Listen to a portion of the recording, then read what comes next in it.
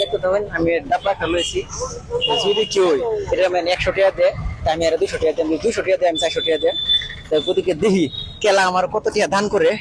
এটা লাগে আমি আজকে এই যে সিভিল গেটের সামনে আইছি, দেখিছে কেলা কত দিতে দেয় আমারে। হ্যাঁ কত দিবেন দিচ্ছে দিয়ে আমারে 10 টাকা দিছ আর বেশি দিতেন না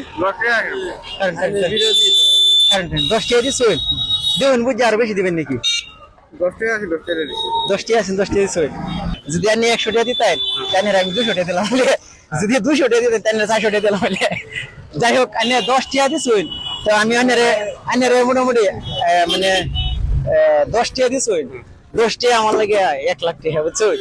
তাই আনারে আমি একটা পয়সা মানে গিফট আপনি অন্য ভাবে লইলে যে আমি দিতেছি, আমি একটা ভিডিও বানাচ্ছি পয়সাটা ধরুন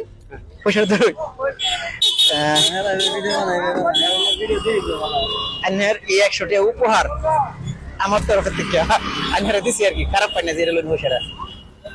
না না না মানে আমরা একটা ভিডিও হইতেছে ধরুন পয়সা লইন আনিয়ে পয়সাটা ভাই খুশি আছি না নাই। মানে আমার ইউটিউব চ্যানেল আছে, ফেসবুক চ্যানেল আছে বুঝছেন না, এটা মানে একটা আনের লগে মানে আনের অন্তর কথা নিয়ে পরীক্ষা করছি। আনে তো যেহেতু দান করছেন আমার 10 টাকা দান করছেন না, আনে অন্তরটা ভালো দেখে মোটামুটি আমরা যে চ্যানেলটা আর কি ওই চ্যানেলের পেজ আনে ফলো করুন, যে শেয়ার করুন, যে ঠিক আছে। তে আনে পয়সাটা ভাই খুশি আছি না নাই এরম মারা দেখছিলেন কি আজকে পাস না। ধন্যবাদ। তাইলে আনেরা আমার তরফ থেকে আনে একটা বহুত বড় মনে মানুষ। যাই হোক আন্য 10 টাকা দিছু তাও আনরে আমি ধন্যবাদ জানাচ্ছি, ঠিক আছে।